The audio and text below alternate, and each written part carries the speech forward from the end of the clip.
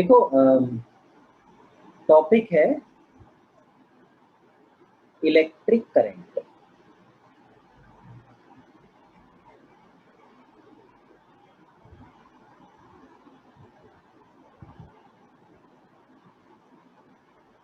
Electric current दो तरह का होता है।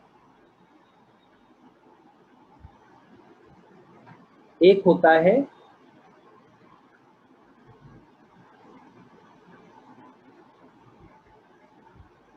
एवरेज करंट और एक होता है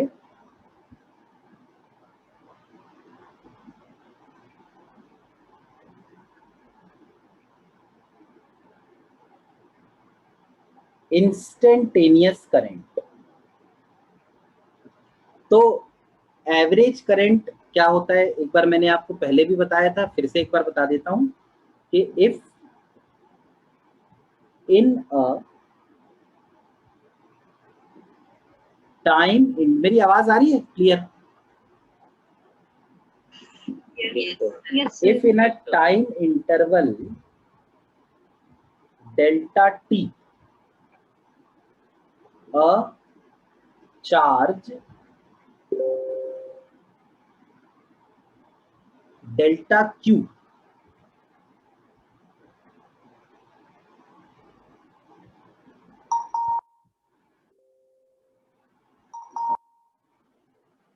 flows through an area, then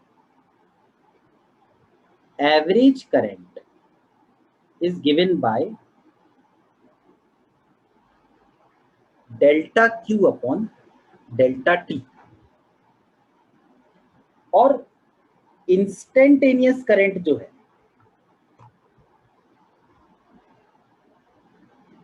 instantaneous current जो होता है इसको सिर्फ आई लिखते हैं, आई एवरेज नहीं लिखते, और ये होता है dq अपॉन dt। तो हर जगह हमको एक छोटा सा एरिया बनाना चाहिए और ये पता करना चाहिए कि उसमें से कितना चार्ज फ्लो हुआ, और फिर वो चार्ज अपॉन टाइम करके, हालांकि वो जो एरिया है वो एरिया यहाँ कहीं आएगा नहीं, लेकिन बस एरिया बनाते हैं ताकि हमें पता चले कि इस एरिया में से कितना चार्ज फ्लो हुआ। तो वो हुआ इंस्टेंटेनियस के केस में dq अपॉन dt, एवरेज के केस में delta q upon delta t। अच्छा, इसके अलावा एक चीज और है कि the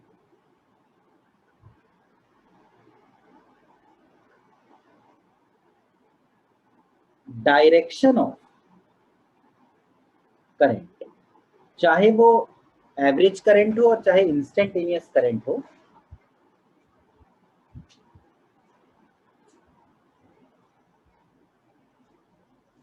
the direction of current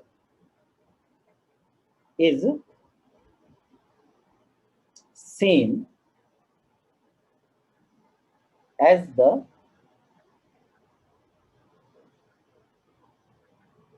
direction of motion of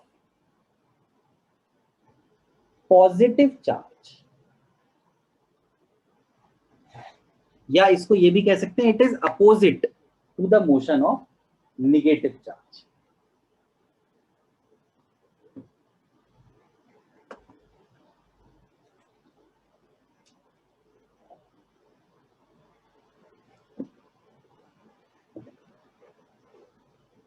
तो जैसे एक क्वेश्चन मैं लिखता हूं, इसको आप ट्राई करिए। एक क्वेश्चन ये है, find the current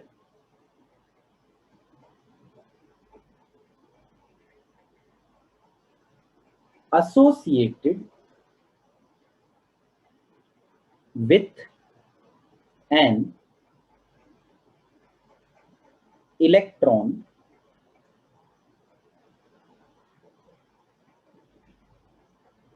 revolving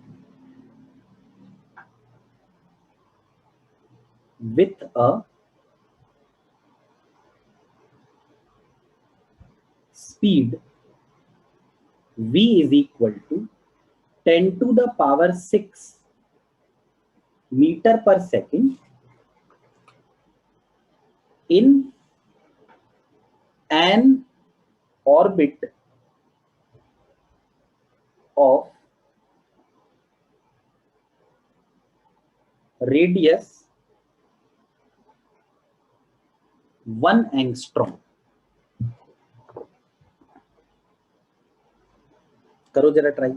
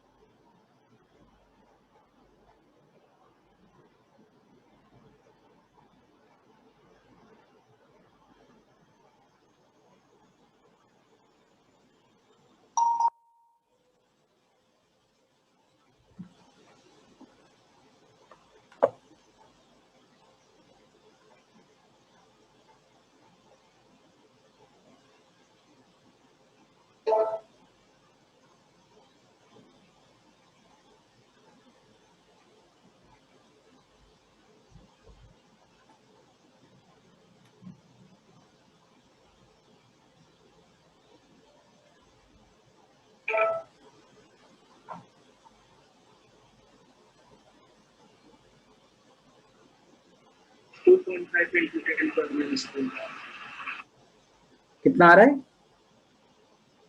2.5 into 10 per minus 4.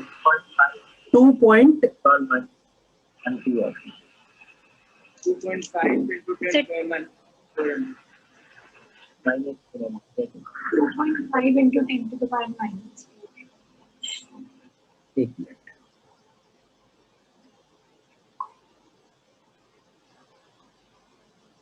uh, 2.5 की 3.5?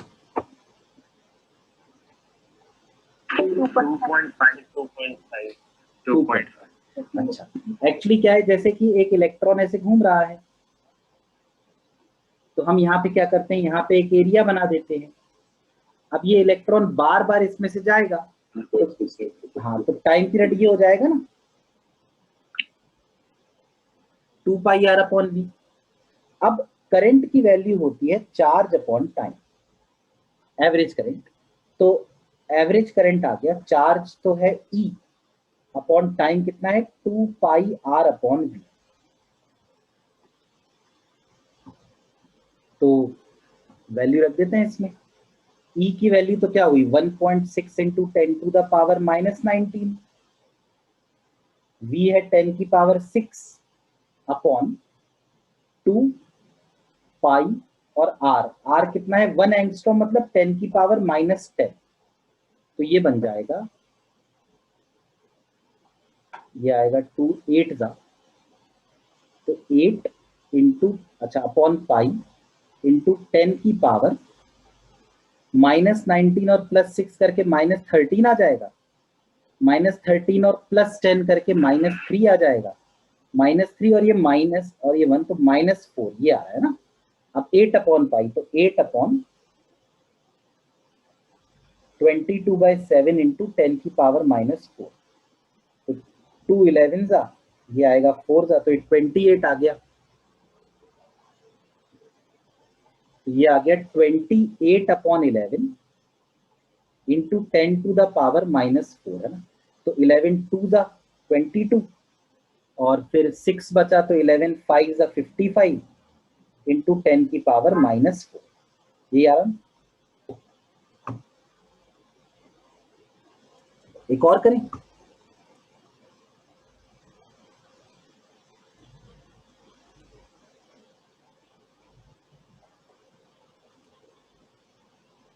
ये टेस्ट कर, ये देखो, ये एक और क्वेश्चन है,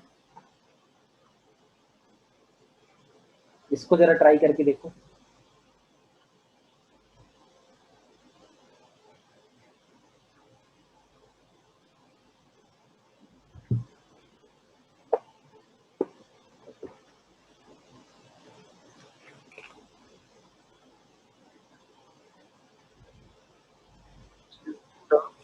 हाँ बोलो।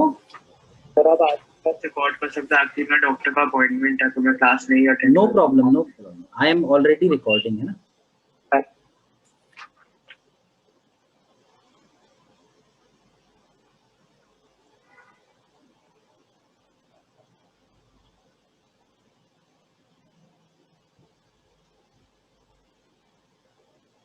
हाँ, और सौम्या, आर यू देयर?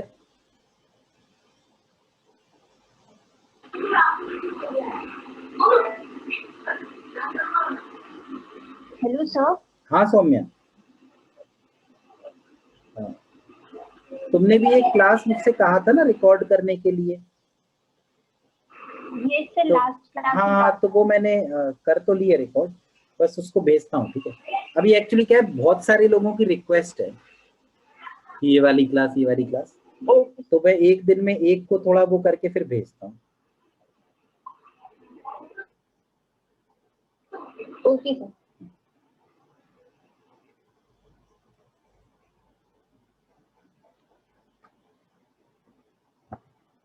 हाँ, तो ये वाला आप देखिए करके।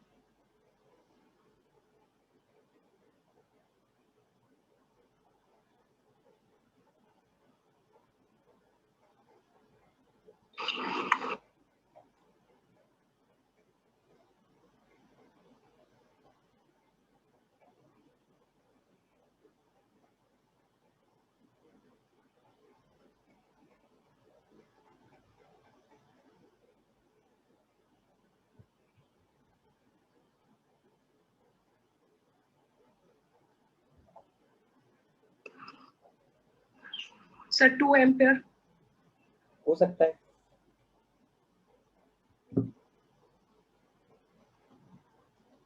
बताऊं या अभी और लोग कर रहे हैं ट्राई?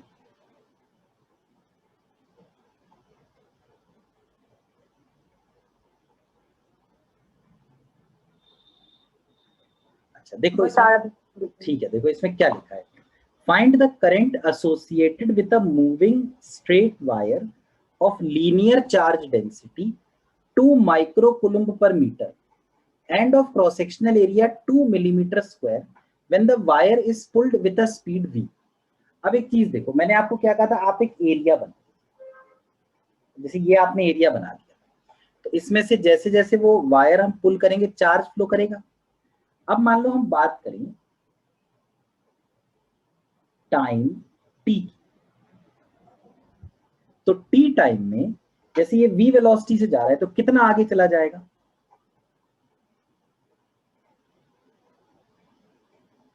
vt। इसका मतलब कि इसके पीछे का जो इतना हिस्सा होगा,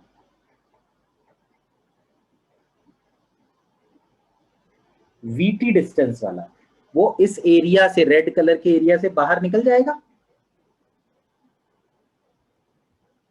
है या नहीं?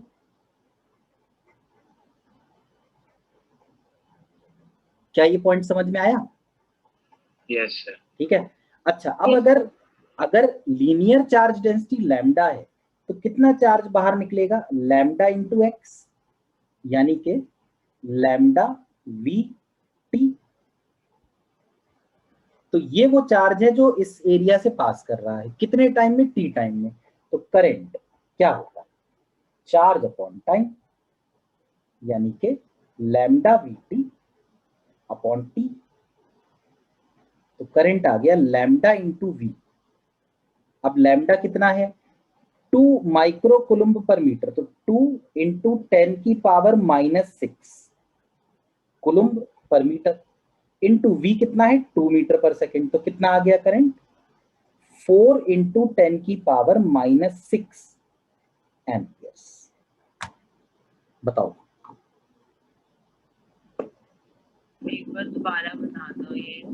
अच्छा देखो, सर यहाँ x क्या है? x क्या है? x ना ये डिस्टेंस, देखो तुम सोचो, कोई आदमी रॉड को पकड़ के खींच रहा है, तो वो रॉड आगे जा रही है ना? ये तो अपने को ये पता करना है टी टाइम में वो कितना आगे जाएगी। बताओ तुम क्या लगता है, अगर वेलोसिटी उसकी v है तो टी टाइम में कितना आगे जाएगी?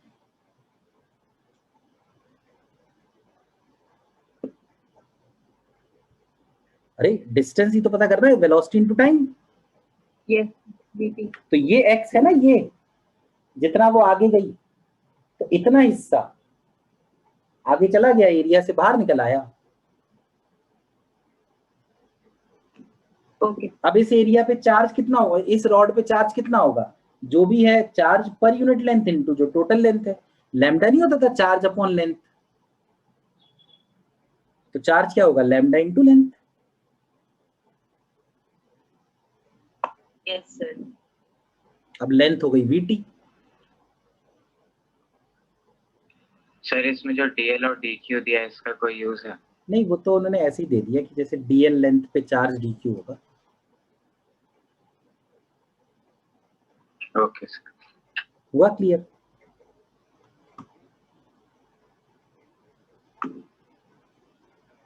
नोट कर रहे हैं। हाँ कर लो, कॉपी कर लो।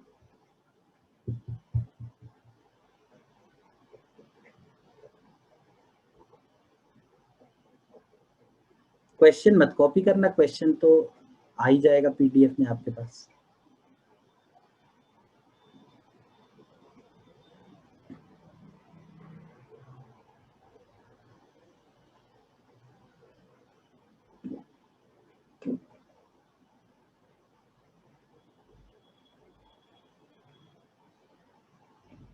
सर ठीक है, अब देखो इसके बाद, जैसे थोड़ा सा हम पढ़ते हैं इंस्टेंटेनियस करंट के बारे में।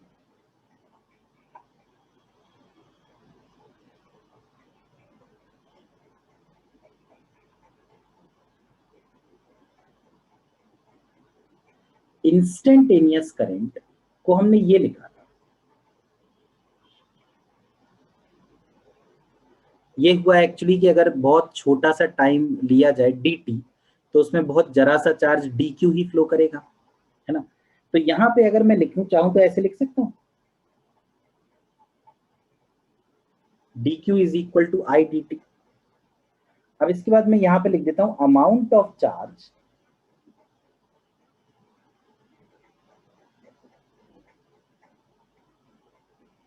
Phloem between t is equal to 0 and t is equal to t, 0 से t टाइम तक कितना चार्ज फ्लो हुआ, तो उसके लिए मैं इंटीग्रेट कर दूं।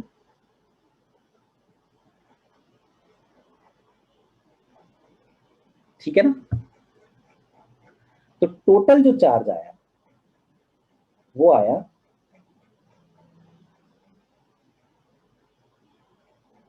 ये देखिए, मतलब कभी भी आपको अगर चार्ज निकालना हो ना, तो आप करंट को टाइम के रिस्पेक्ट में इंटीग्रेट कर दीजिए, इंस्टेंटेनियस करंट को। अच्छा, इस इंटीग्रेशन का फिजिकल मीनिंग क्या होता है, what is the physical meaning of integration?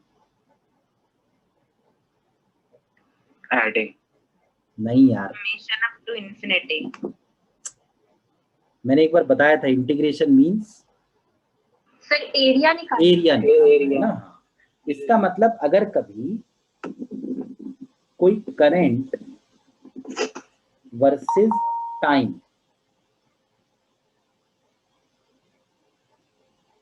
का ग्राफ दिया हो, सपोज ऐसा,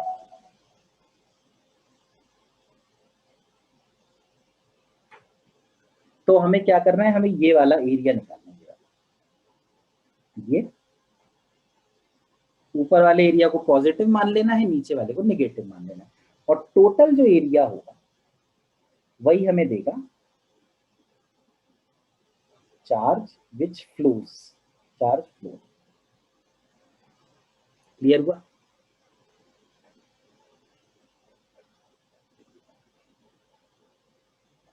बोलो। अच्छा, चार्ज तो एरिया से मिल गया, है ना। पर अगर कोई हमसे कहे कि भाई ये तो इंस्टेंटेनियस करंट है ना, वेरिएबल करंट है ना, वेरी कर रहा है, तो क्या आप एवरेज करंट निकाल सकते हैं? तो हम कहेंगे बिल्कुल, एवरेज करंट ये होगा ना, ये। तो डेल्टा क्यू क्या है? What is delta Q? It is area under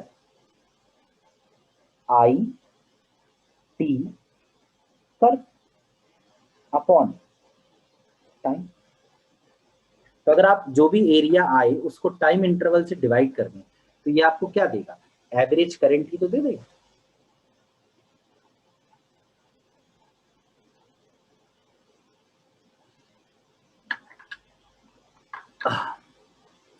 किसी को इस पॉइंट में है डाउट?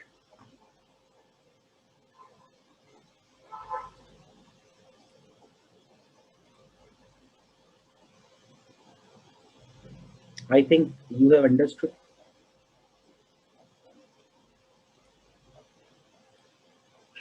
Yes, sir. लो ये वाला क्वेश्चन ट्राई करो।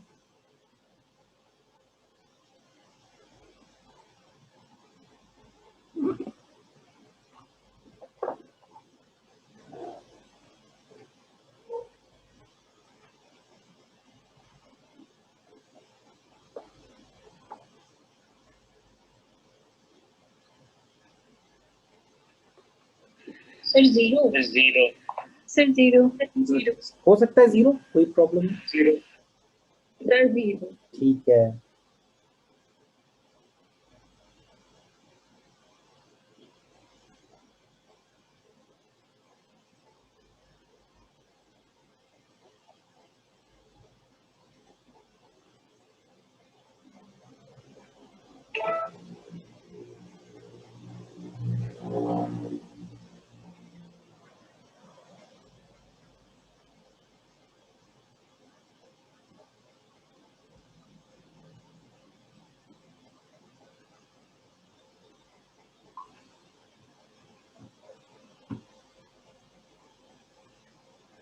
पहले इसको देख लेते हैं। टोटल चार्ज, ये देखो यहां से यहां तक तो कोई एरिया है नहीं, ये वाला एरिया कितना है? 1 इंटू 2 करके 2 आ गया, और ये कितना है? 1 इंटू 2 करके 2 ही आ गया। सही बात है, 2 से 4 तक जाना है 2, तो ऊपर वाला 2 नीचे वाला, तो एरिया 0 आ गया। तो delta Q is,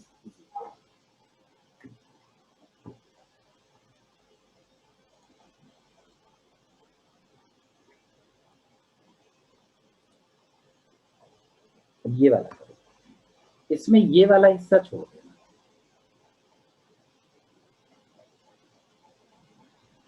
heat dissipated, ठीक है।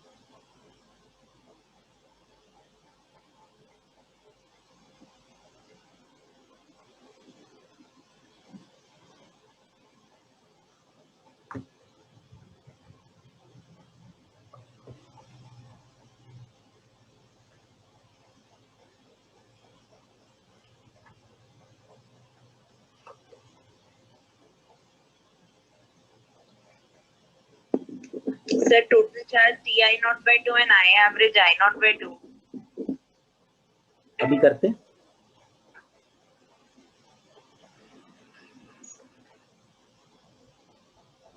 Sir, I naught T by 2 and I naught by 2. I I naught- naught T by 2 and I naught.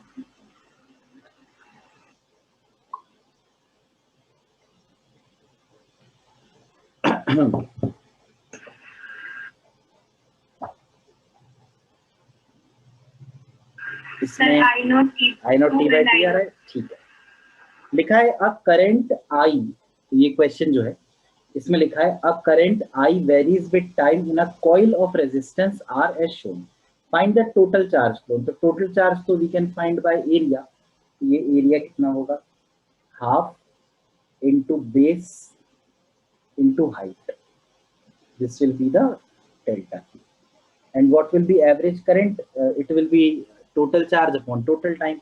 तो I average होगा delta Q upon delta T, यानी I not T by 2 divide by T,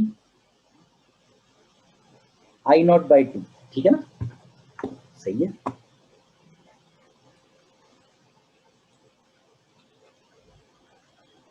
कर लिया copy सबने?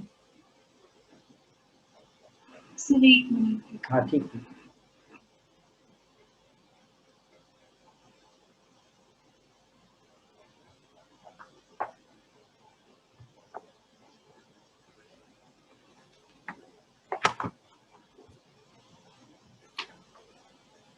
तो फिर से बताना है क्वेश्चन।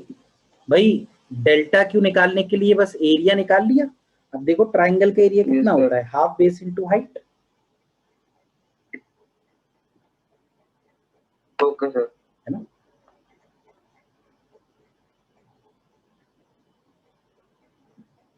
ओके हो गया। तो सर इसमें टोटल चार्ज लें या फिर delta Q, change in charge तो सेम नहीं ही वो है। डेल्टा क्यू ही है जो चार्ज, ये टोटल चार्ज ही, टोटल चार्ज जो फ्लो हुआ वो है। ओके सर, अगर टोटल चार्ज पूछेंगे नहीं टोटल चार्ज तो पूछ ही नहीं सकते, वो तो यही पूछ सकते ना, अभी बताइए इस टाइम से इस टाइम तक कितना चार्ज फ्लो हुआ। Okay sir.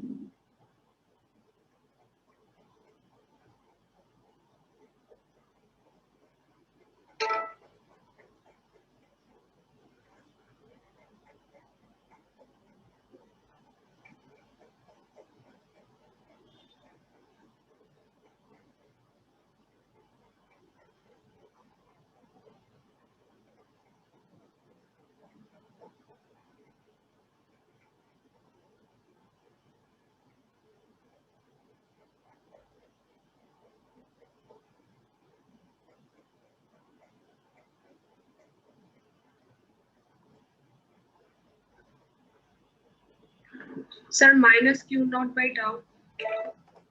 Minus Q not बेटा हो रहा है।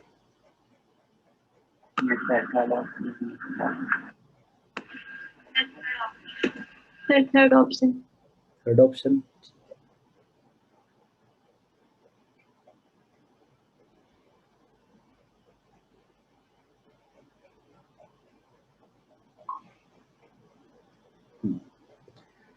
इसमें लिखा है the charge on the plates of a parallel plate capacitor changes as q is equal to q naught e to the power minus t by tau.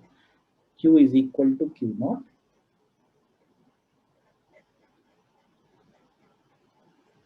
where q naught and tau are constant, the initial current in the capacitor is वैसे तो क्या है, जैसे dq by dt लिख दिया, यही है ना? तो ये जाएगा q naught, अब e to the power minus T by tau है तो e की पावर x का तो e की पावर x ही होता है, e की power minus T by tau, और ये माइनस 1 बाई टाउ यहाँ आ गया, है ना? तो इनने पूछा इनिशियल, यानी t इक्वल टू 0 पुट कर देते हैं तो करंट की वैल्यू आ गई minus Q naught upon tau e to the power minus 0, तो it will be minus Q naught upon tau. लेकिन ये जो लॉजिक है ना कि ये माइनस आ गया, ये गलत है। करंट माइनस नहीं होता, करंट प्लस होता है, ठीक है? इसीलिए क्या होता है, अब जैसे आप ये ग्राफ देखिए, ग्राफ में साफ साफ दिख रहा है कि चार्ज कम हो रहा है। तो अगर कभी आपको ऐसा लगे ना, जैसे मेरे ख्याल में इक्वेशन से पता चल जाता है कि भाई इसमें चार्ज बढ़ रहा है या कम हो रहा है ना, अगर कभी चार्ज, यहां लिख देता हूं, इफ चार्ज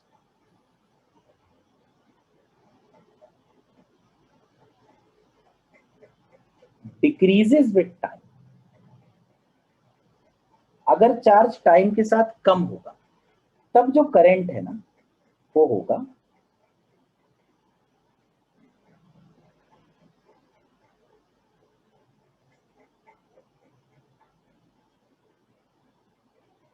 ठीक है भाई। तो जैसे इसमें हमें दिख रहा है ना साफ साफ कि charge is decreasing with time, तो हम इसमें करंट को dq बाई dt यूज नहीं करेंगे, क्या यूज करेंगे?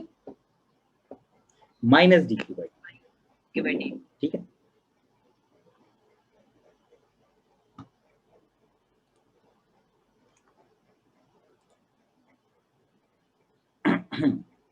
तो सर यहाँ आंसर ऑप्शन 2 होगा। नहीं चलो, अब इसमें तो इन्होंने मतलब माइनस और प्लस वो करके बता दिया कि ये है, लेकिन वैसे आइडियली ये आंसर होगा, ठीक है, because current is never negative, इसलिए उन्होंने साइन कन्वेंशन अलग अलग कर दिया। आगे जाकर ना हम लोग कुछ डेरिवेशन भी करेंगे, तो उसमें आप ना ये चीज देखेंगे भी कि अगर हम लोग minus D Q by D T नहीं लेना करंट को, तो हमारे आंसर्स अलग आने लगते।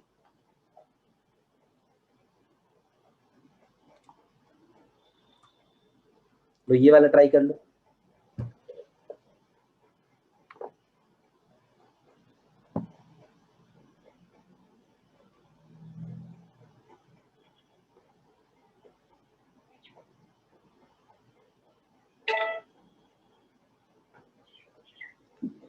Two into 10 to the power 19 electrons.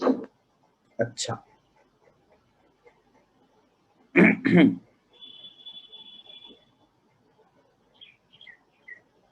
To into 10 raised to power 19.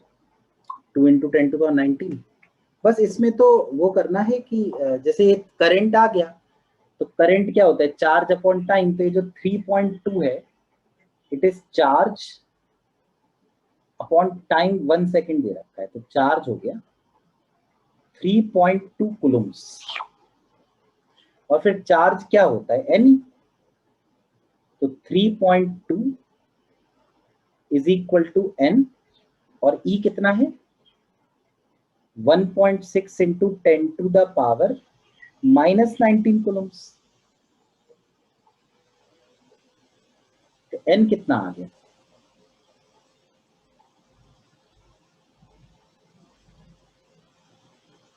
To into 10 to the power 19.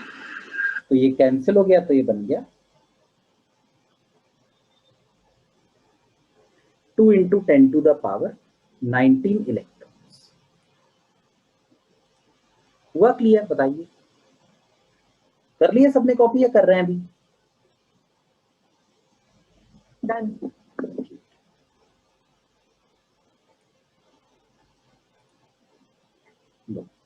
ये वाला करो।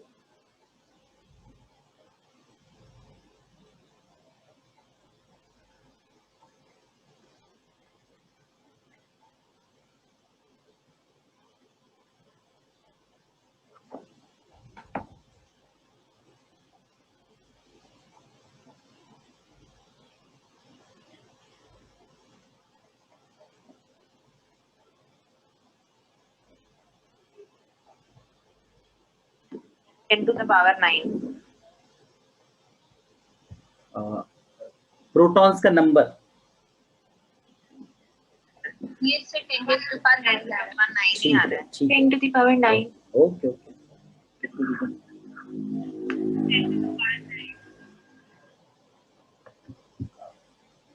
करंट ये दे रखा है भाई, करंट इज दिस मच, तो delta Q we can write as N,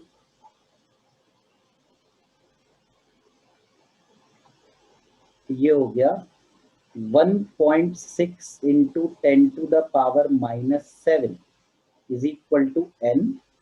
E है 1.6 into 10 to the power minus 19 upon time is how much, 10 to the power minus 3। तो ये 1.6 और 1.6 तो कैंसिल हो गया, तो एन आ गया 10 टू द पावर माइनस 7 और माइनस 3 मिला के माइनस 10 हो गया, और ये इधर गया तो प्लस 19 हो गया, तो 10 की पावर 9 आ रहा है ना, ठीक है।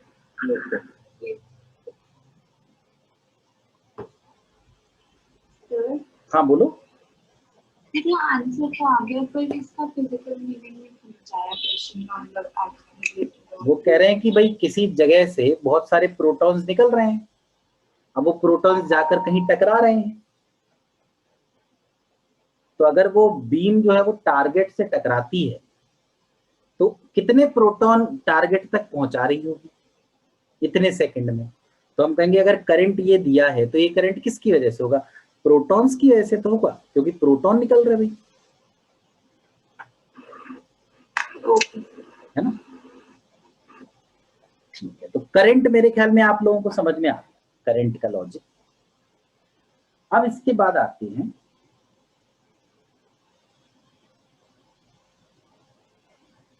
एक और टॉपिक है करंट डेंसिटी।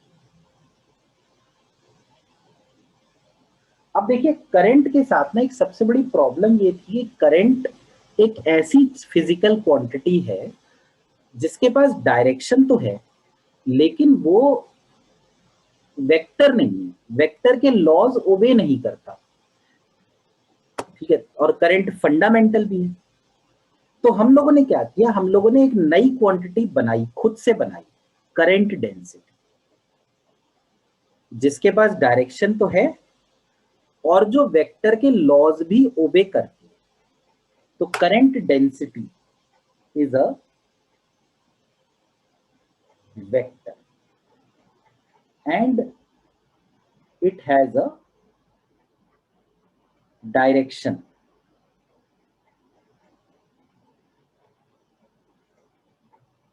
ठीक, तो करंट डेंसिटी, हाँ इसका सिंबल बता देता हूं, करंट का सिंबल तो आई होता है, इसका सिंबल होता है जे।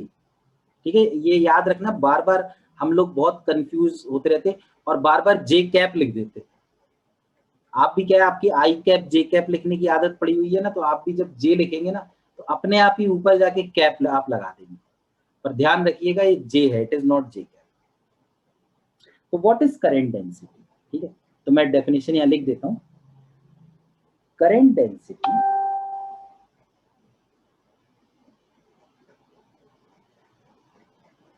is equal to the current flowing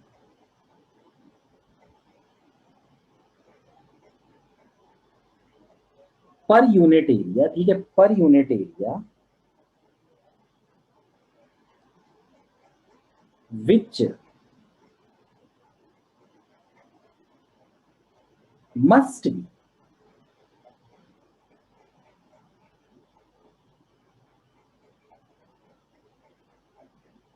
perpendicular to the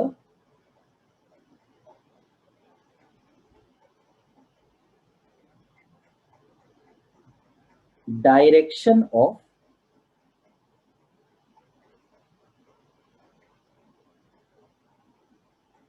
current flow, which must be perpendicular to the direction of current flow. मतलब एरिया की यहां पे प्रॉपर्टी है कि एरिया को करंट का जो डायरेक्शन है ना उसके परपेंडिकुलर होना चाहिए। अब जैसे क्या होता है कि नॉर्मली अगर देखा जाए नॉर्मल केसेस में, तो नॉर्मल केसेस में तो जैसे ये वायर है,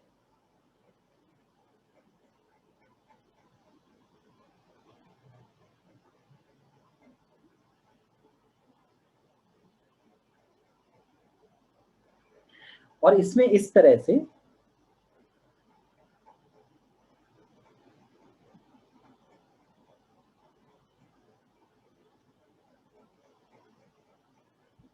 करंट फ्लो कर रहा है। तो ये जो एरिया है यहां पर, ये वाला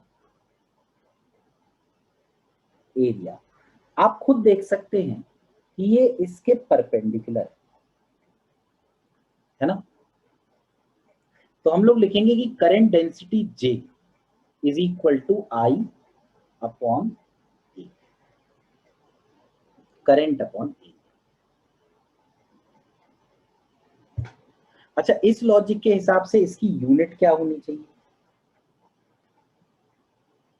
एम्पियर पर मीटर स्क्वायर।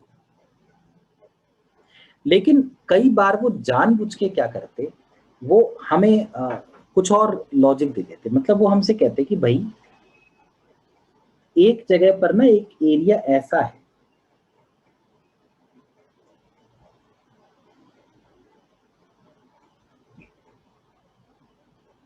ठीक है, और ये एरिया है, suppose this area is S, और करंट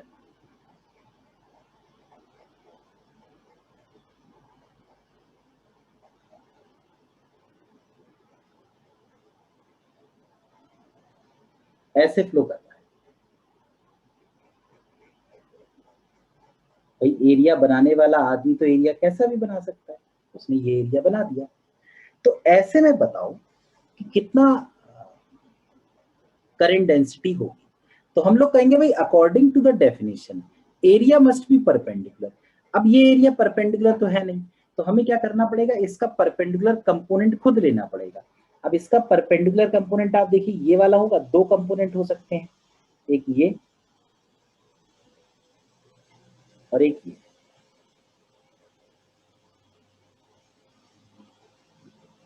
है ना। तो हमें कौन सा कंपोनेंट लेना चाहिए, ये वाला,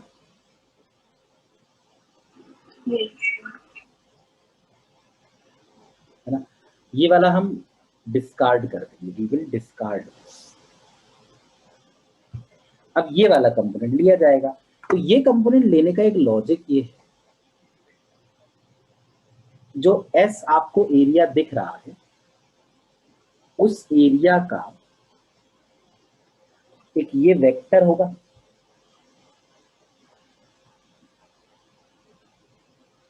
एरिया वेक्टर। अब इस एरिया वेक्टर का करंट के साथ कुछ एंगल भी है, थीटा। तो जब आप देखो एरिया के कंपोनेंट हम नहीं ले सकते, सुनो, एरिया एक स्केलर है, उस एरिया को जब वेक्टर से रिप्रेजेंट करते हैं तो वेक्टर की प्रॉपर्टीज हैं कंपोनेंट लेने वाली, है ना। तो हम लोग क्या करते हैं, हम कहते हैं कि भाई जो हमें एरिया लेना है, हमें एरिया लेना है ये वाला, ये वाला। तो अगर एरिया ये वाला होगा तो एरिया वेक्टर का हमें कौन सा कंपोनेंट लेना चाहिए, ये वाला लेना चाहिए, क्योंकि एरिया के परपेंडिकुलर होगा ना एरिया वेक्टर। एक और इसका कंपोनेंट होगा,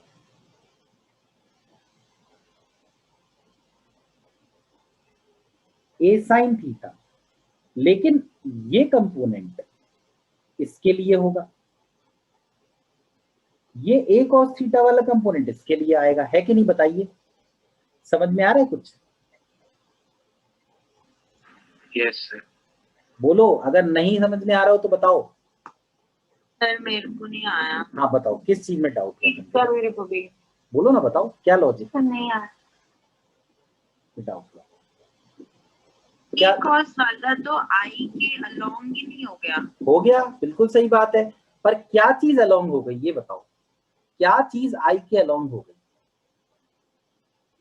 एरिया अलोंग हो गया कि एरिया वेक्टर अलोंग हो गया? Area vector. Area vector along हो गया ना। अब एरिया जो होता है वो एरिया वेक्टर के परपेंडिकुलर होता है कि नहीं होता है? तो अगर एरिया ए कॉस थीटा आई के ही तरफ हो गया तो ए कॉस थीटा वाला एरिया जो होगा क्या वो करंट के परपेंडिकुलर होगा कि नहीं? यस बताओ, लॉजिक समझ में आया? आपको एरिया चाहिए परपेंडिकुलर, इसका मतलब एरिया वेक्टर चाहिए पैरेलल।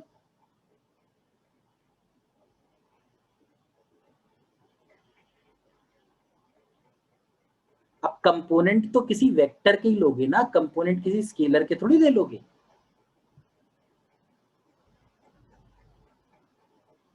तो एरिया के कंपोनेंट लेने से पहले एरिया को वेक्टर में ब्रेक किया, वेक्टर बना दिया ए, फिर हमने कहा भाई वेक्टर तो एरिया के परपेंडिकुलर होता है, तो अगर हमें एरिया चाहिए परपेंडिकुलर तो वेक्टर चाहिए पैरेलल। बताओ आया समझ में या नहीं आया, या अभी भी डाउट हो रहा है, बताइए। अरे आ गया सर। आ गया? कोई ऐसा जिसको डाउट हो रहा हो? तो in this case we will write J is equal to I upon A cos theta।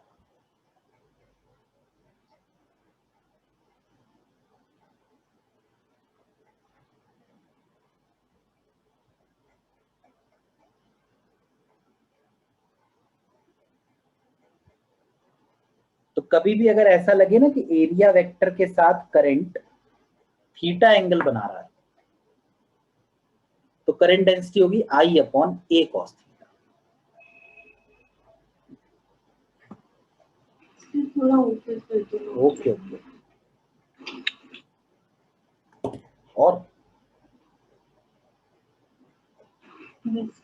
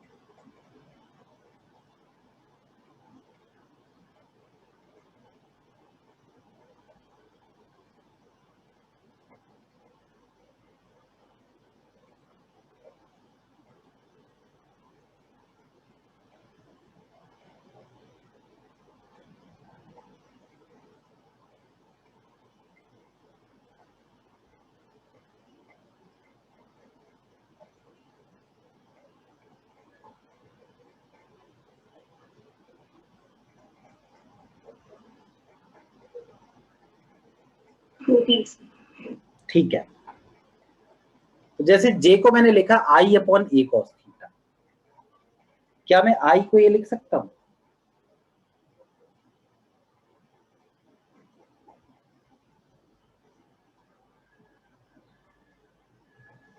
J into A into cos theta.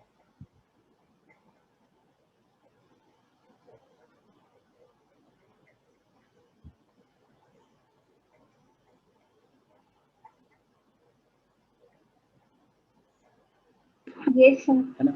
अब आप मुझे बताइए, current density is a vector, area का वेक्टर लिया हमने, वेक्टर वाला हिस्सा, थीटा क्या है? करंट और एरिया के बीच का एंगल, यानी करंट डेंसिटी और एरिया के बीच का भी यही एंगल होगा, क्योंकि करंट डेंसिटी और एरिया और करंट दोनों का डायरेक्शन सेम होता है। तो इस I को हम लिख देते हैं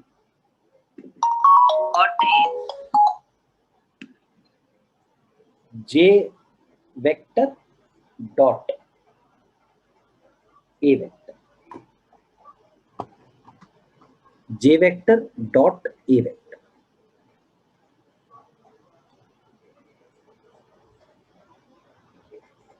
तो करंट कब मिलेगा? जब हम करंट डेंसिटी और एरिया वेक्टर दोनों का डॉट प्रोडक्ट कर दें।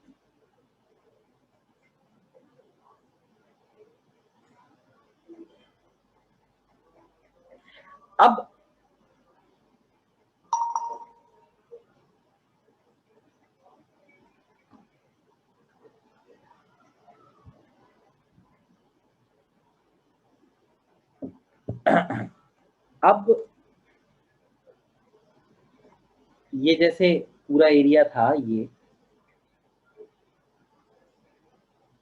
जिसमें से पूरे में करंट ऐसे फ्लो कर रहा था, यहाँ पे इधर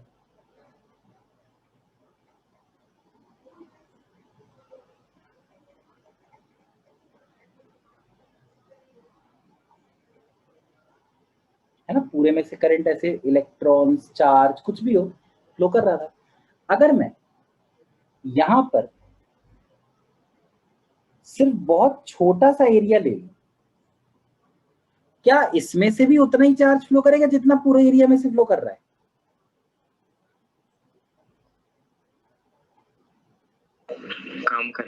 कम करेगा ऑब्वियसली। और अगर ये चार्ज बहुत छोटा सा ले लिया जाए, सपोज DA, तो इसमें से करंट भी बहुत जरा सा फ्लो करेगा, DI. So can I write like this? DI is equal to J dot DA. J dot DA. और ऐसा मैं लिखूं तो I कितना होगा, इंटीग्रेशन ऑफ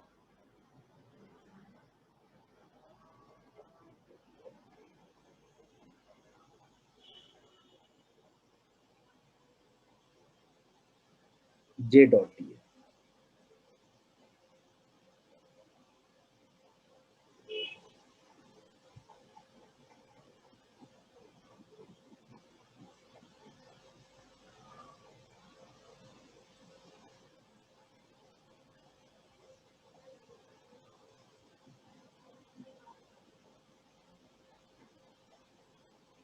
तो अगर हम करंट डेंसिटी को एरिया के रिस्पेक्ट में इंटीग्रेट कर दें तो हमें करंट मिल सकता है.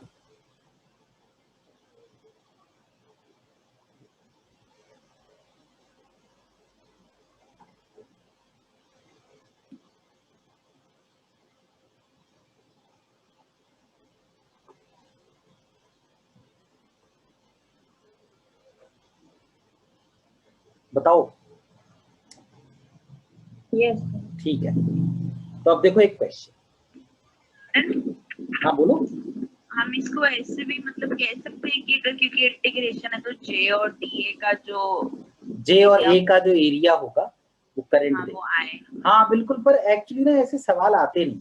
मतलब वो उसमें तो सवाल आते थे वो करंट और टाइम वाले, इसलिए मैंने वो लिखवा दिया. पर ये इसका ये सवाल देते नहीं. Okay sir. ठीक है, चलो अब एक और देखो सवाल. ये एक इंक्लाइंड प्लेन है.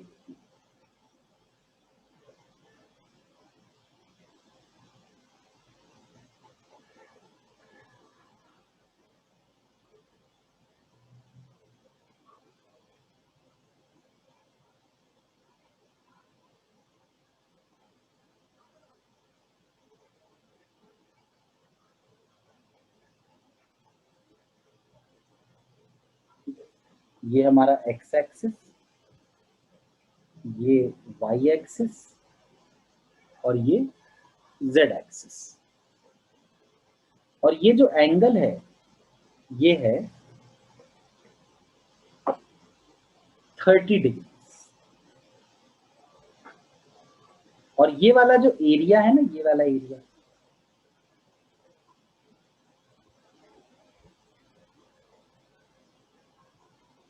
इस एरिया की value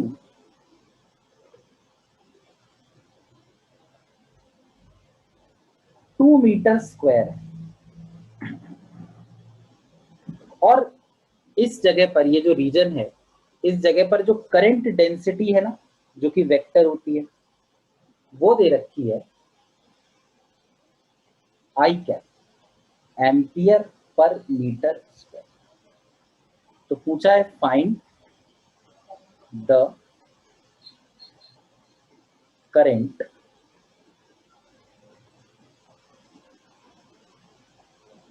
through the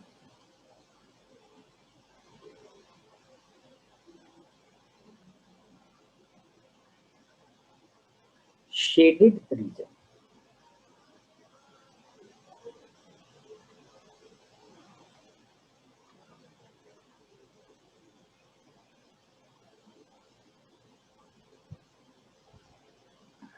sir 1 ampere. हाँ हो सकता है 1 एम्पियर. कर लेते हैं सॉल्व.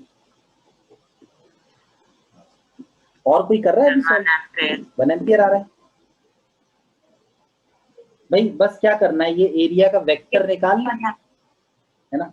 तो एरिया का जैसे वेक्टर अगर निकालेंगे तो वो तो ऐसा आएगा. ये 2 दे रखा है ना. और करंट डेंसिटी कितनी दे रखी है, आई कैप, यानी करंट डेंसिटी ये दे रखी है. और अब इनके बीच एंगल कितना होगा, देखो ये 30 है ना, तो ये वाला 30 होगा क्योंकि ये दोनों ऑल्टरनेट एंगल्स हो जाएंगे. ये वाला 60 होगा. तो करंट की वैल्यू कितनी होती है, J इंटू ए इंटू कॉस 60,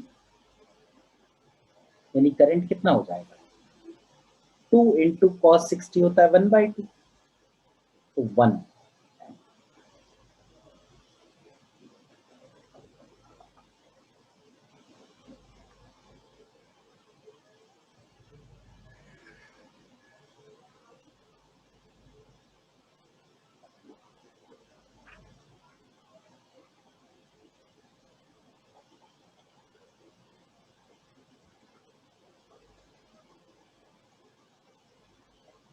देख लो, कोई कॉपी कर रहा हो तो कर लो।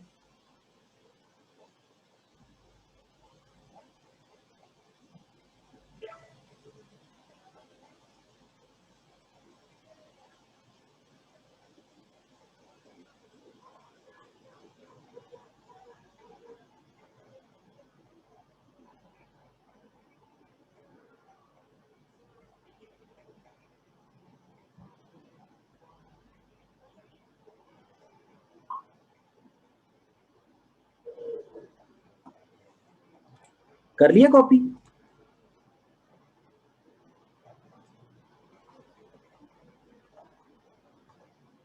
अगला सवाल बताओ।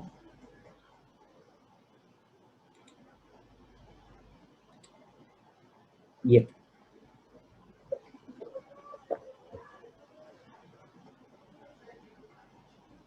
यस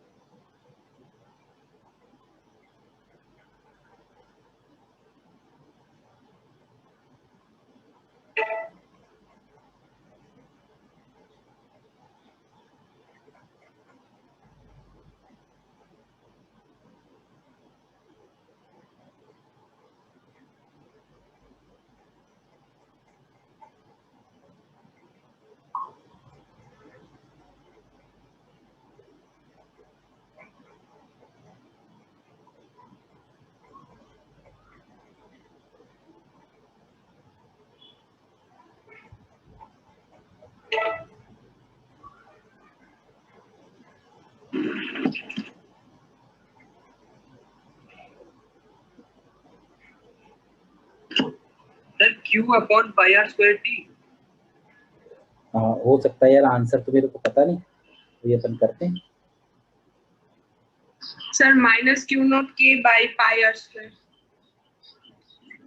माइनस तो हो ही नहीं सकता, मैंने आपको पहले ही बताया था, कभी करंट अगर आपको माइनस में मिले तो प्लस कर दें उसको। Q0K, okay.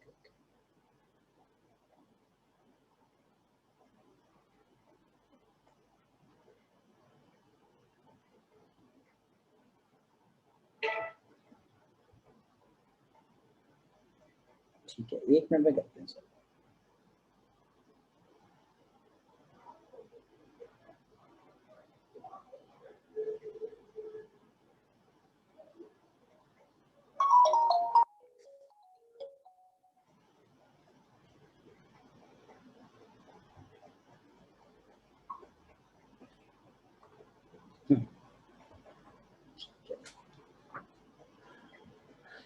लिखा हुआ है the charge Q in a spherical region of radius r changes its time as Q is equal to Q0 e to the power minus kt. Find the initial current density at the surface of the spherical region।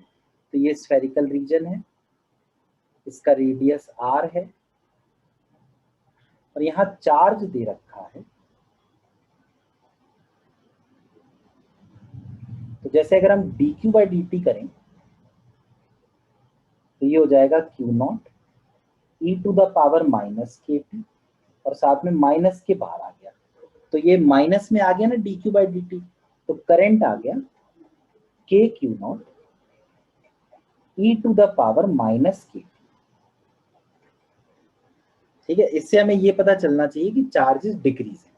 ठीक है, अब कह रहे हैं current density at the surface, तो surface area कितना होता है 4πr²। तो करंट डेंसिटी ओवरऑल तो क्या हुई kQ0 e to the power minus kt upon 4 pi r। अब लेकिन शायद इन्होंने लिखा है इनिशियल करंट डेंसिटी, तो t को 0 पुट कर देंगे। तो initial when t is equal to 0, j is k q naught upon 4 pi r square। ठीक है,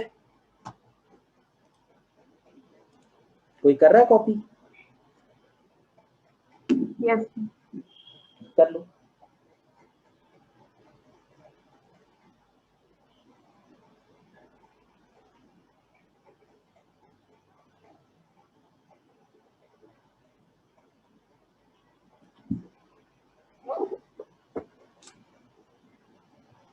डन था।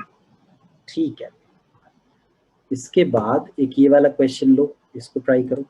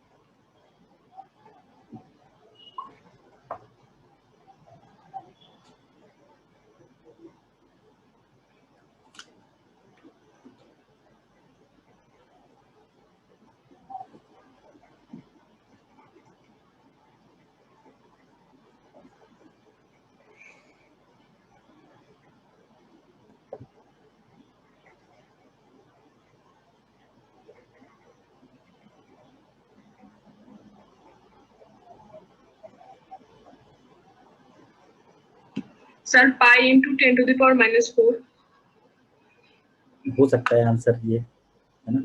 एक बार कर लेते हैं, देखते हैं।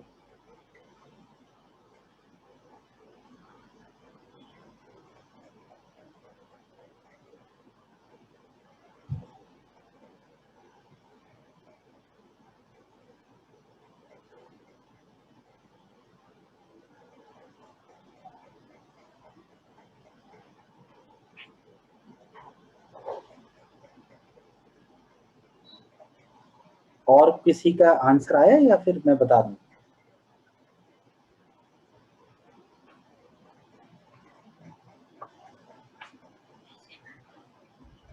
Sir 4/√3 into 10⁻⁻⁴।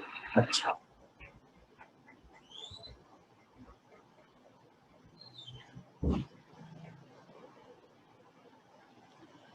देखो आप ये देखिए, यहाँ पर जो एरिया इन्होंने दे रखा है वो कौन सा दे रखा है? ये वाला दे रखा है या नहीं?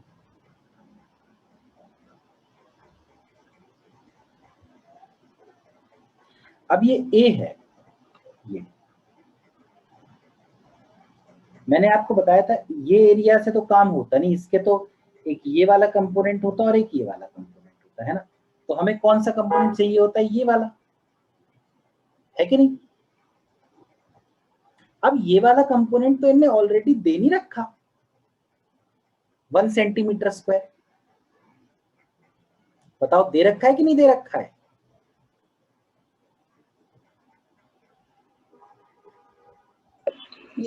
तो फिर J कितना हुआ?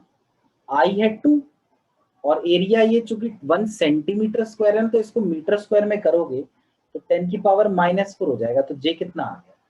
2 × 10 की power 4 ampere per metre square.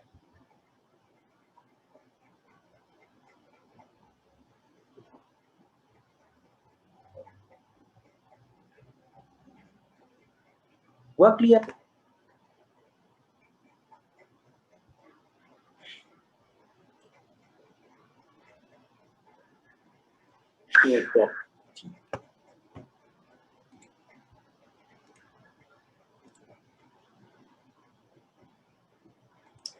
यार बहुत ना सिंपल क्वेश्चन है, कोई ऐसा नहीं कोई बहुत कठिन सवाल है। लो ये वाला ट्राई करो, सिर्फ बेसिक लॉजिक लगा के हो जाता है।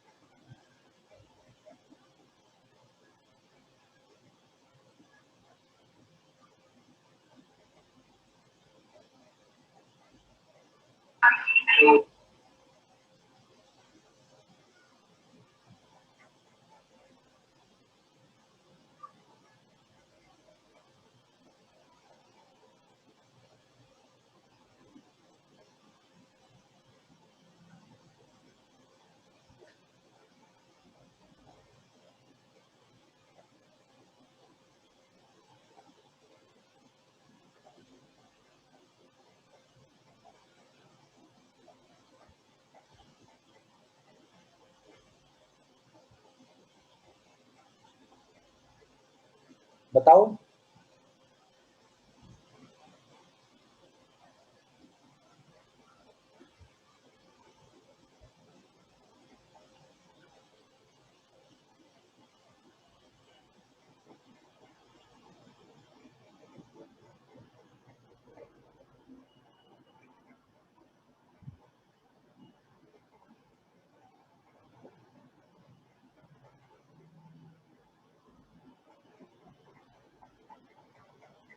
अगर मैं अप्रोक्सीमेटली 22.52 सेंटीमीटर। अच्छा, हाँ ये थोड़ा सा वो अप्रोक्सीमेट टाइप ही करना पड़ेगा ना।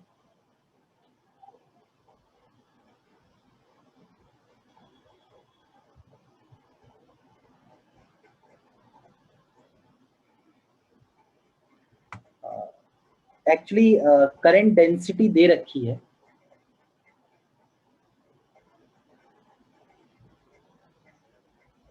पर इसमें कुछ वो तो दिया ही नहीं, करंट या एरिया, है ना।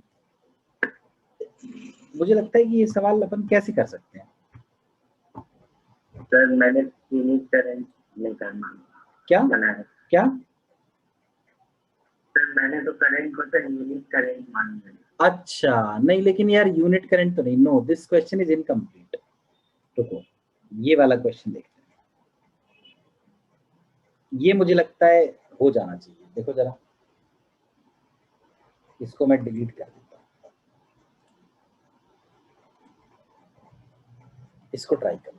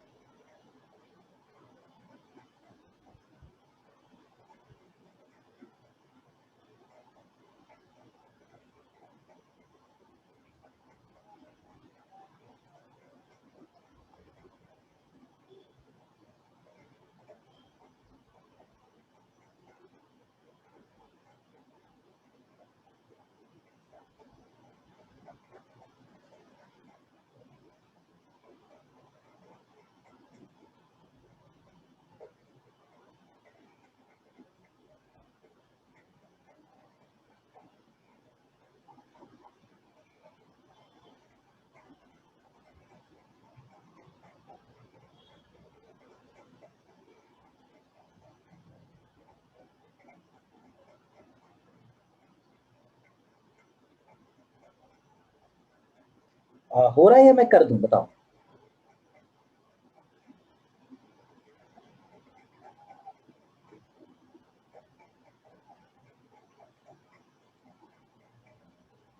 सर हो रहा है। हाँ बस थोड़ा कैलकुलेशन है, बस और कुछ नहीं। सर एवरेज चार्ज डेंसिटी तो 12.23 into 10⁴ एम्पियर पर मीटर पर है। अच्छा, एक्चुअली डायमीटर दे रखा है ना, तो रेडियस 1.1 mm हो गया। तो करंट डेंसिटी आ गई, करंट 0.46 अपॉन एरिया पाई। अच्छा, 1.1 अपॉन 1000 इसका स्क्वायर,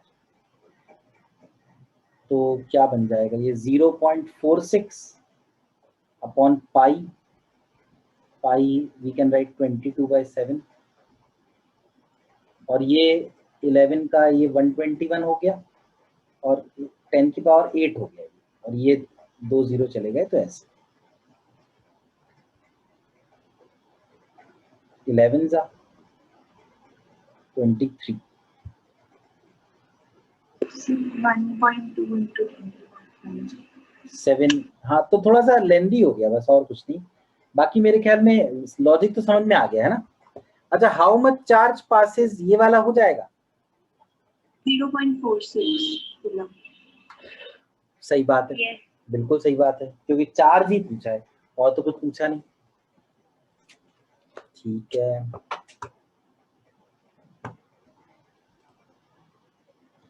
चलो बस ये एक और क्वेश्चन कर लो फिर आगे करते हैं।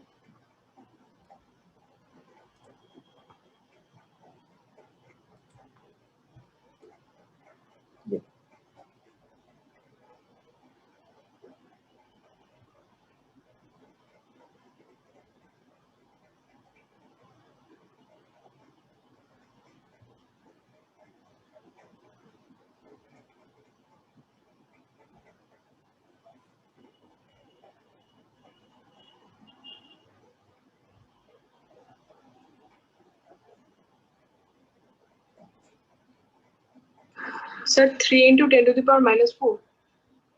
हाँ हो सकता है, बिल्कुल एक बार कर लेते हैं।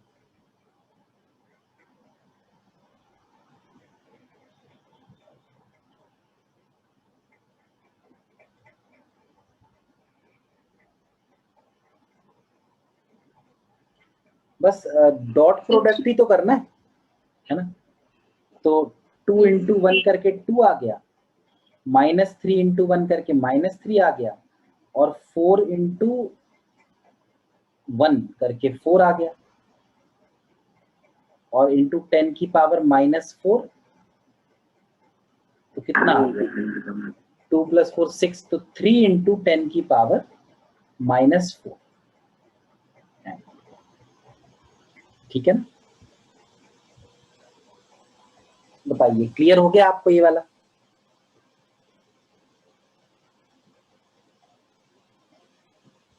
Yes, sir. ठीक है, तो करंट और करंट डेंसिटी के बाद अगला टॉपिक है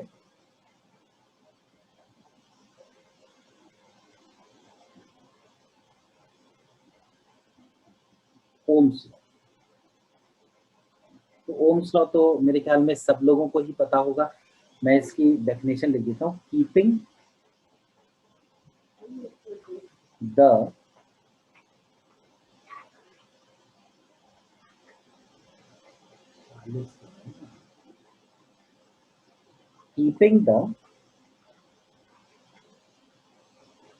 temperature constant, keeping the temperature constant. ठीक है, ये ओम्स लॉ की पहली कंडीशन है, जो कि नॉर्मली कभी वैलिड होती नहीं, क्योंकि टेम्परेचर हमेशा ही चेंज हो जाता है।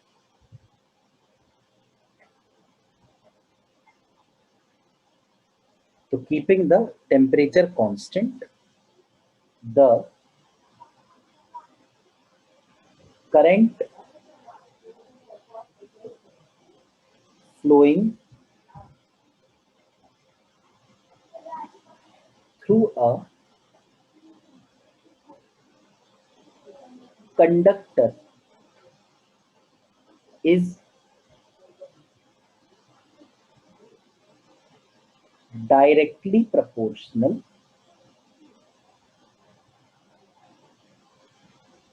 to the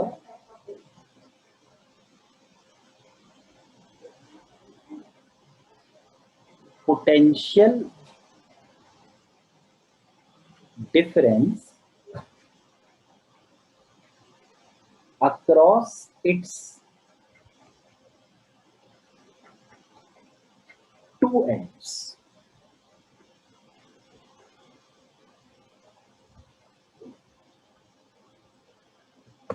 मतलब ये, सपोज ये कोई वायर है, कोई कंडक्टर है, इसके एक तरफ का पोटेंशियल V1 है, दूसरी तरफ का पोटेंशियल V2। ठीक है, अच्छा करंट हमेशा, क्योंकि करंट का मोशन वो होता है ना जो पॉजिटिव चार्ज का होता है, तो हमेशा वो हाई पोटेंशियल से लो पोटेंशियल की तरफ फ्लो होता है। तो मान लो ऐसे फ्लो हो रहा है, तो करंट है I और पोटेंशियल डिफरेंस ये हो गया ना V1 - V2। तो वो कहते हैं current is directly proportional. to the potential difference across its two ends. अब अगर ये प्रोपोर्शनैलिटी साइन हम हटाएं तो हमें एक कांस्टेंट मिलता है जिसको कहते हैं g.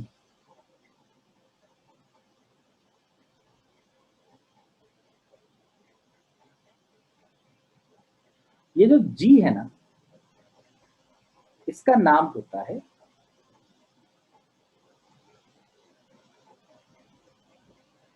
कंडक्टेंस. ठीक है, तो एक ये रिलेशन है.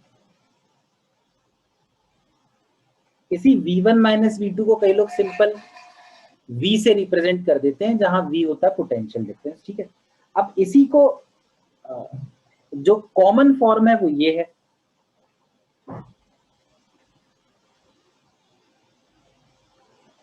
V1 minus V2 is equal to 1 upon G times I.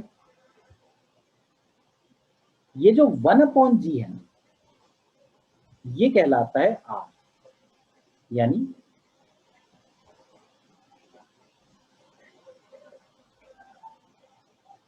Resistance. तो ये बन जाता है V1 minus V2 is equal to I और 1 अपॉन G करके R.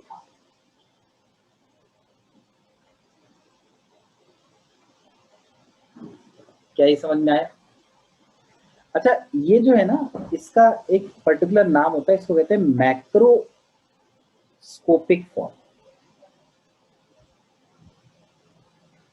Of Ohm's law.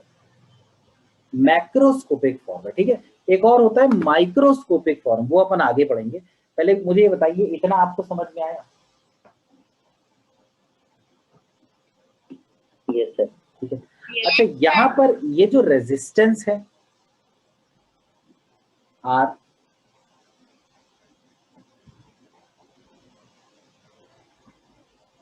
ये रेजिस्टेंस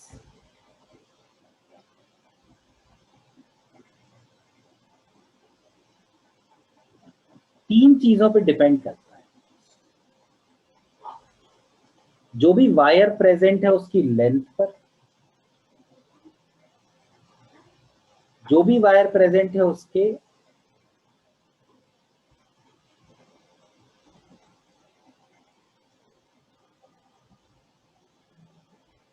क्रॉस सेक्शनल एरिया पर, और साथ साथ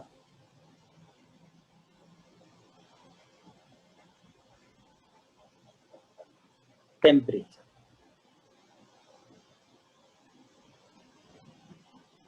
तो अगर कोई भी कंडक्टर, कोई भी चीज ओम्स लॉ ओबे करे, पहले इतना कॉपी कर लो.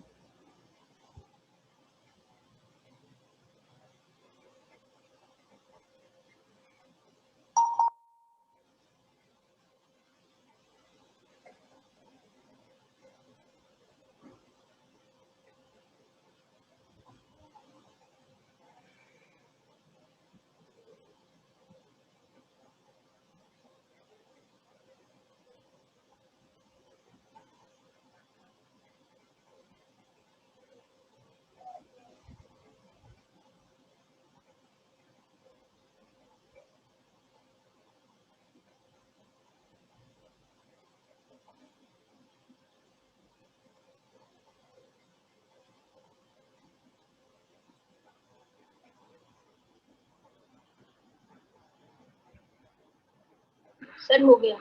ठीक है.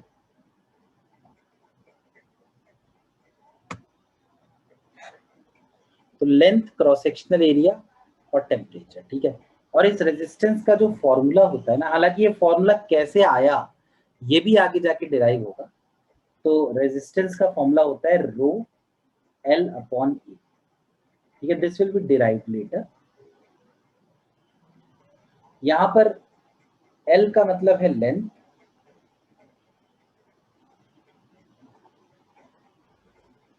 A का मतलब है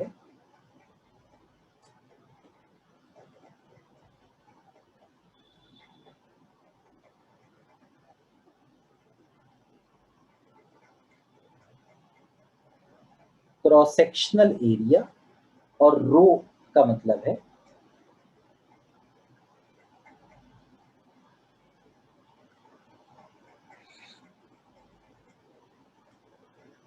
रेजिस्टिविटी। रेजिस्टेंस की यूनिट ओम होती है, मेरे ख्याल में सभी लोगों को पता ही है। तो रेजिस्टेंस इन तीन चीजों पे डिपेंड करता है, लेंथ पर, एरिया पर और रेजिस्टिविटी पर।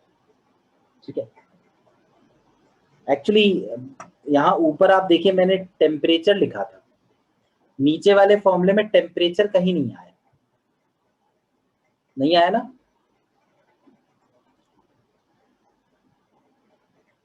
तो वो इसलिए नहीं आया क्योंकि रेजिस्टिविटी दे रखी है। अब रेजिस्टिविटी खुद टेम्परेचर पे डिपेंड करती है, इस वजह से ऑटोमेटिकली रेजिस्टेंस टेम्परेचर पे डिपेंड करने ही लगा।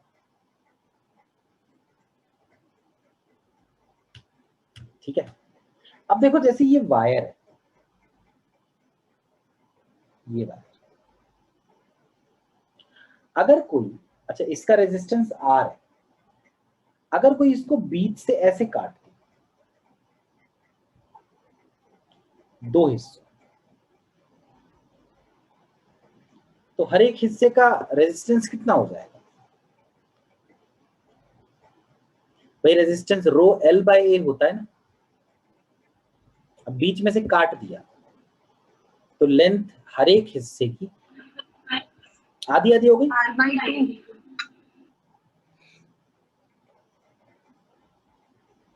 तो यही हुआ R/2 एंड R/2। अच्छा इसको अगर कोई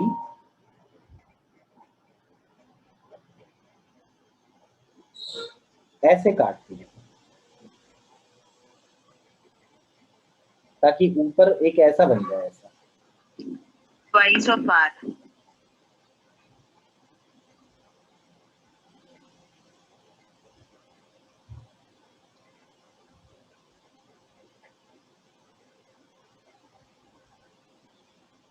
ठीक है, तो इसमें एरिया आधा हो गया ना, तो जैसे रो L अपॉन एरिया की जगह A/2 लिखोगे तो ये 2R हो जाएगा।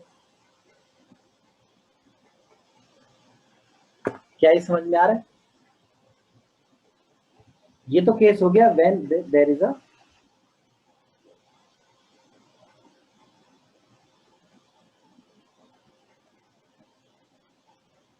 Cutting of a wire.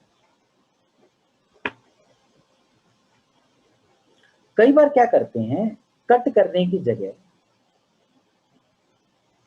they do the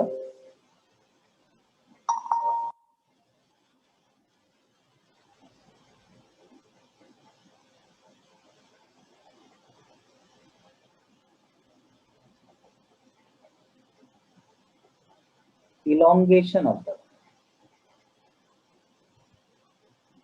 अब इलोंगेशन करने से क्या होता है? इलोंगेशन करने से वॉल्यूम सेम रहती है। इलोंगेशन ऑफ द वायर का बेसिक कॉन्सेप्ट क्या है कि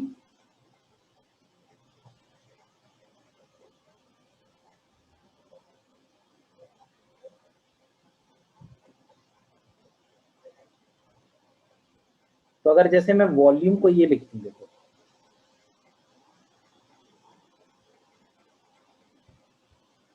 अब इन टर्म्स ऑफ लेंथ, अगर मान लो मैं लेंथ की बात करूं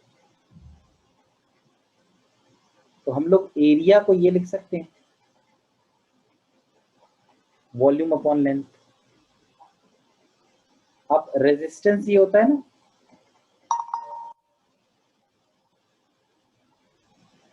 रो L अपॉन A,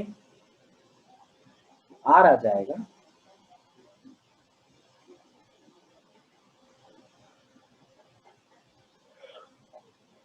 देखो ये समझ में आया?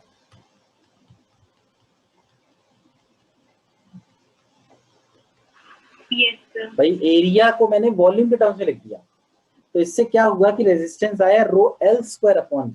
यानी कि अगर इलोंगेशन करो ना ताकि वॉल्यूम कांस्टेंट रहे, तो रेजिस्टेंस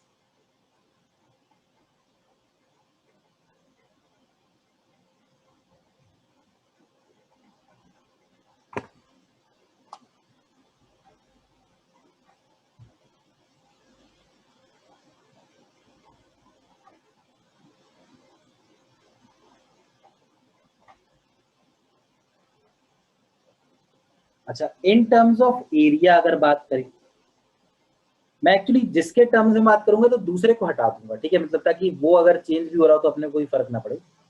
तो इन टर्म्स ऑफ एरिया,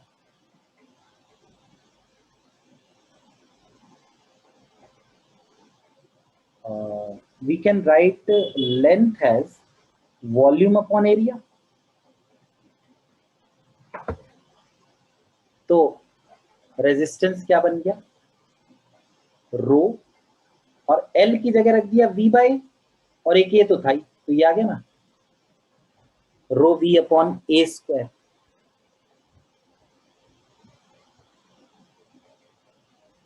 बताओ मुझे ये समझ में आया क्या? Yes, sir. तो resistance inversely proportional to A square.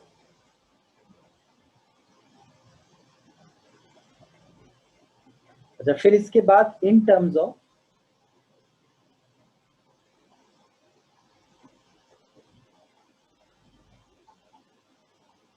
Cross sectional radius, in terms of cross sectional radius, actually जैसे ये वायर होता है, तो ये जो है ना, ये इसका क्रॉस सेक्शनल रेडियस। तो एरिया जो है क्रॉस सेक्शनल एरिया, उसको अपन पाई आर स्क्वायर लिख सकते हैं ना। तो रेजिस्टेंस आ जाएगा रो वी अपॉन एरिया को क्या लिख दिया, पाई स्क्वायर आर की पावर 4।